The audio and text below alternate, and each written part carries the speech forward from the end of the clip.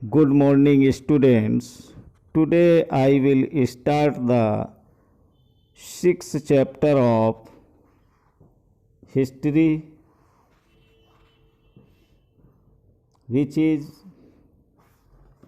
weavers, iron, smelters and factory owners, यानी कि बुनकर, लोहा बनाने वाले और फैक्ट्री मालिक. This chapter tells the story of the crafts and industries of India during British rule by focusing on two industries, namely textile and iron and steel.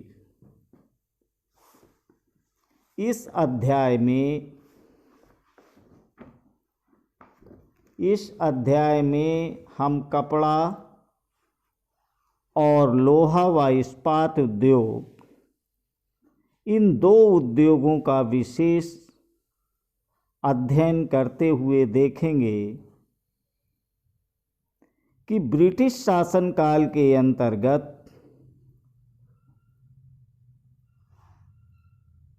भारतीय कारीगरों और उद्योगों की क्या दशा थी. Both these industries were crucial for the industrial revolution in the modern world. आधुनिक विश्व में औद्योगिक क्रांति की दृष्टि से ये दोनों ही उद्योग बहुत ही महत्वपूर्ण थे. Mechanical production of cotton textile made Britain the foremost industrial nation in the 19th century. सूती कपड़े के मशीनी उत्पादन ने ही 19वीं सदी में ब्रिटेन को दुनिया का सबसे प्रमुख औद्योगिक राष्ट्र बना दिया था. And when its iron and steel industry started growing from the 1850s, 1850 के दशक से जब ब्रिटेन का लोहा और इस्पात उद्योग भी पनपने लगा, Britain came to be known as a workshop of the world. यानी 1850 के दशक से जब ब्रिटेन का लोहा और इस्पात उद्योग भी पनपने लगा तो ब्रिटेन दुनिया का कारखाना कहलाने लगा. The industrialization of Britain had a close connection with the conquest and colonization of India. Britain के औद्योगिकरण और भारत पर ब्रिटिश विजय और उपनिवेशीकरण में गहरा संबंध था. You have seen chapter 2 how the English East India Company's interest in trade led to occupation of territory and how the pattern of trade changed over the decades. बच्चों, आप अध्याय 2 में देख चुके हैं या पढ़ चुके हैं कि ईस्ट इंडिया कंपनी के व्यापारिक हितों की रक्षा करने के लिए किस तरह भारतीय भूभागों पर कब्जे हुए और किस तरह व्यापार का ढांचा बदलता गया. In the late 18th century, the company was buying goods in India and exporting them to England and Europe, making profit through sale. सदी के आखिर में ईस्ट इंडिया कंपनी भारत से चीज़ें खरीदती थी और उन्हें इंग्लैंड व यूरोप में ले जाकर के बेच देती थी। इसी के विक्रय से उसे भारी मुनाफा होता था। With the growth of industrial production, British industrialists began to see India as a vast market for their industrial product, and over time manufactured goods from Britain began flooding India. जैसे जैसे ब्रिटेन का औद्योगिक उत्पादन बढ़ने लगा, वहाँ के उद्योगपति भारत को अपने औद्योगिक उत्पादों के विशाल बाजार के रूप में देखने लगे। How did this affect Indian crafts and industries? This is the question we will explore in this chapter. इस तरह ब्रिटेन से तैयार माल भारत के बाज़ारों में आने लगा और इससे भारतीय शिल्पों और उद्योगों पर किस तरह के असर पड़े, प्रस्तुत अध्याय में हम इसी सवाल पर चर्चा करेंगे। Indians textile and the world market, भारतीय कपड़े और विश्व बाजार। Let us first look at textile production. आइए पहले कपड़ा उत्पादन पर नज़र डालें। Around 1750 before the British conquered Bengal, India was by far the world's largest producer of cotton textile. Bengal पर अंग्रेजों की विजय से पहले 1750 के आसपास भारत पूरी दुनिया में कपड़ा उत्पादन के क्षेत्र में औरों से कोसों आगे था।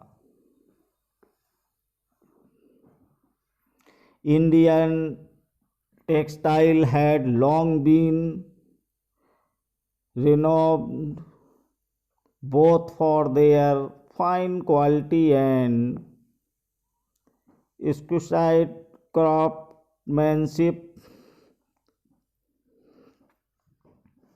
भारतीय कपड़े लंबे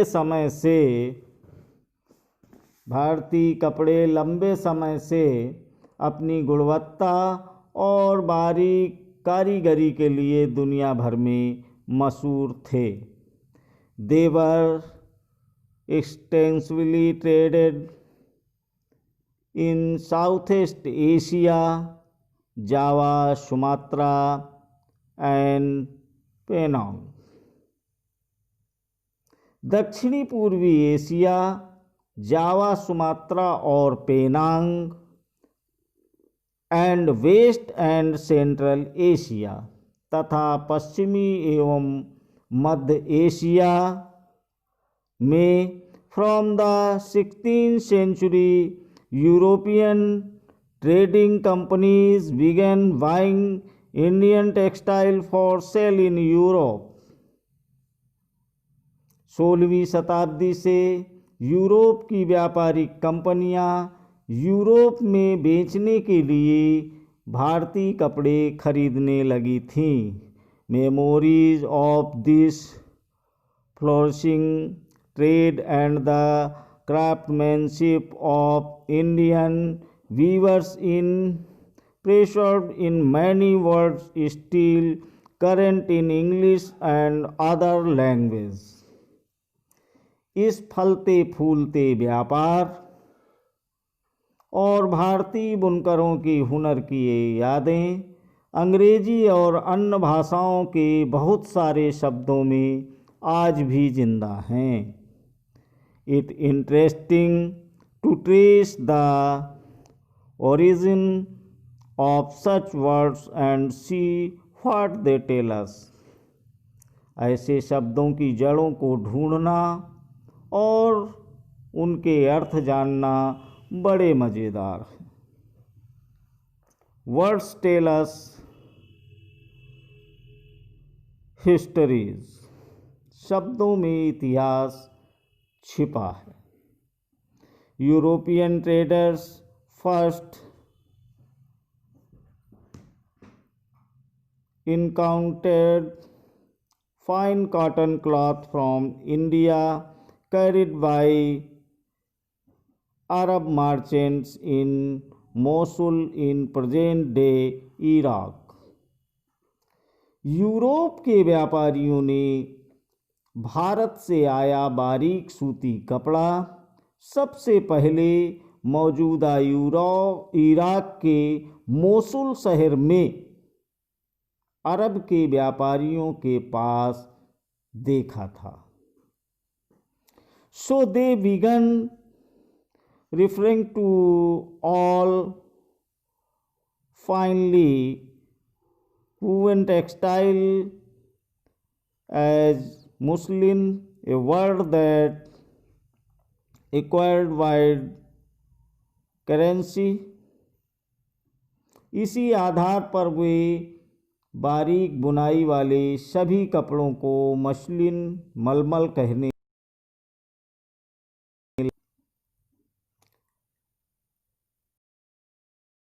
When the Portuguese first come to India in shop spices, they landed in Calicut on the Kerala coast in southwest India.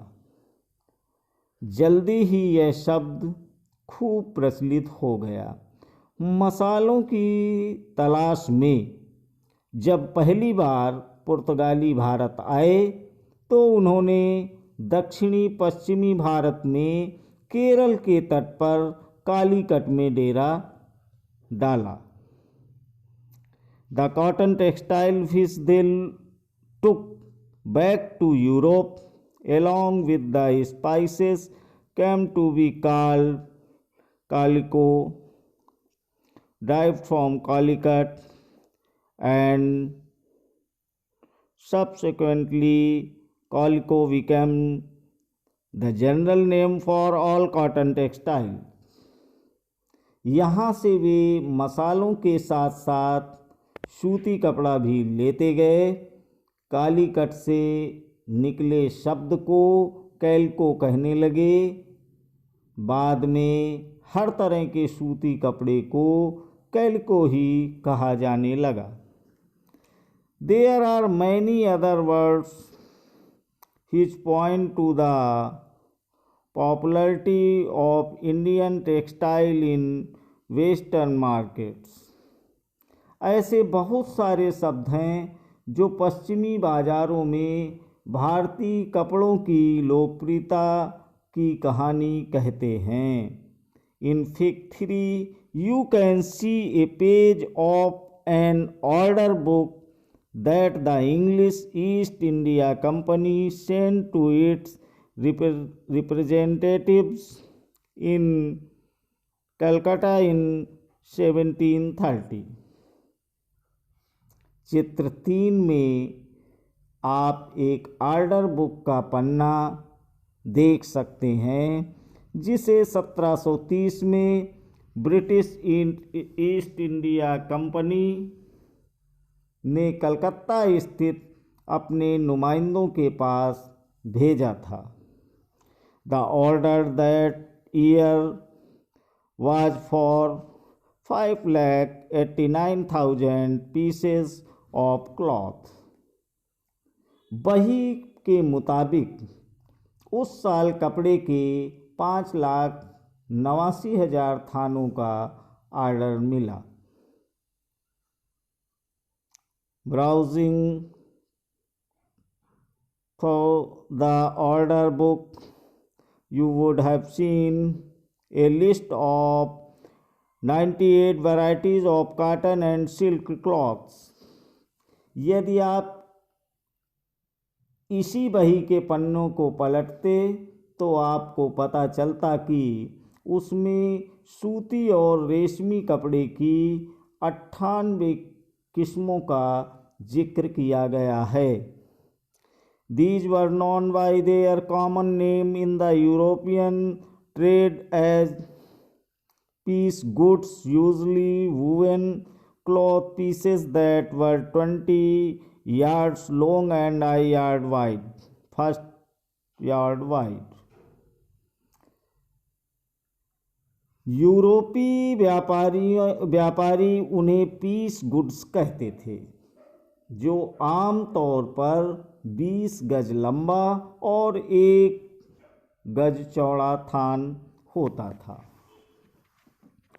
Now look at the names of the different varieties of cloth in the book. आइए अब इसी बही में दी गई विभिन्न किस्मों के नामों को देखें। Among the pieces ordered in bulk were printed cotton cloths called chintz.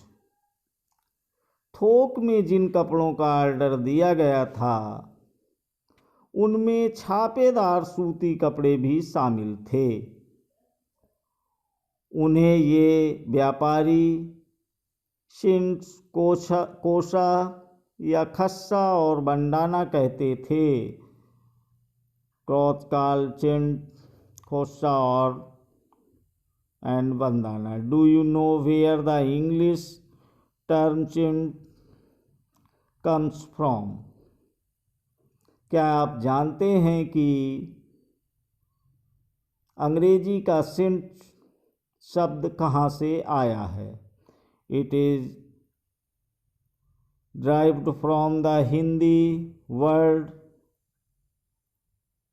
छींट, a cloth with small and colourful flowery designs. जी हाँ, यह हिंदी के छींट शब्द से निकला है।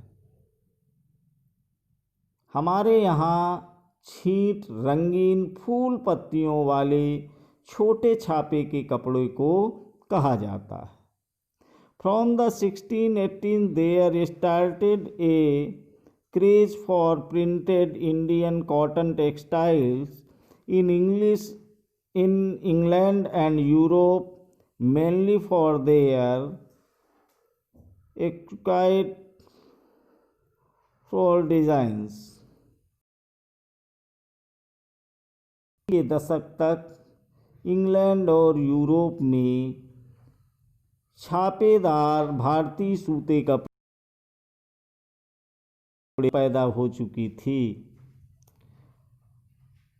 Fine texture and relative cheapness, rich people of England, including the Queen herself, wore clothes on Indian fabric।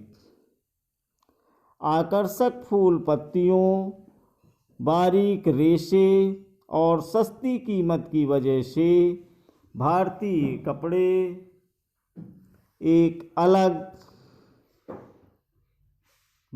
कपड़े का एक अलग ही रुतबा था और इंग्लैंड के रईस ही नहीं बल्कि खुद महारानी भी भारतीय कपड़ों से बने परिधान पहनती थीं। Similarly the word bandana now refers to any brightly coloured and printed scarf for the neck और head.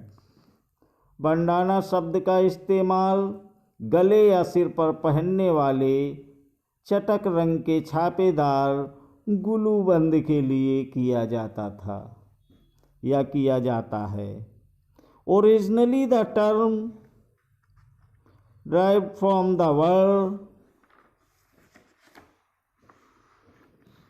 Bandana, Hindi for tying, and refer to a variety of brightly colored cloth produced through a method of tying and dyeing. यह शब्द हिंदी के बांधना शब्द से निकला है। इस श्रेणी में चटक रंगों वाले ऐसे बहुत सारी किस्म के कपड़े आते थे जिन्हें बांधने और रंगसाजी की विधियों से ही बनाया जाता था। There were other cloths in the order book that were noted by their place of origin. Qasim बाजार, पटना, कलकत्ता, उड़ीसा, चारपुर। वही में कई दूसरी तरह के कपड़ों का भी जिक्र है जिनका नाम उनके जन्म स्थान के अनुसार लिखा गया है। कासिम बाजार, पटना, कलकत्ता, उड़ीसा, चारपुर आदि। The widespread use of such words shows how popular Indian textiles had become in different parts of the world. इन शब्दों के व्यापक प्रयोग से पता चलता है कि दुनिया के विभिन्न भागों में भारतीय कपड़े कितने मशहूर हो चुके थे। Thank you.